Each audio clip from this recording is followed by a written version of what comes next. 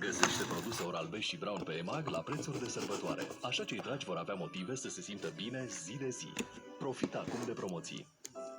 Prostata mărită duce la urinare frecventă, mai ales în timpul nopții, jet urinar slab și senzație de golire incompletă a vezicii urinare.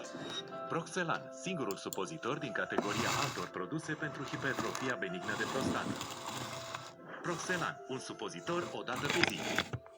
Încercați și Proxel capsule. Acesta este un supliment alimentar. Citiți cu atenție informațiile de pe ambalaj. Bucură-te de iarnă și premii atractive.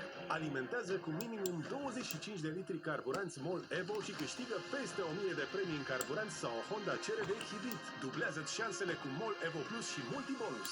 Detalii pe molromania.ro. De la primele semne ale durerii în gât, Strepsils, miere și lămâie pastile calmează durerea și iritația gâtului ce pot fi cauzate de bacterii, virusuri, fungi și acționează în 3 minute prin cele două substanțe active. Pa, durere în gât! Da, e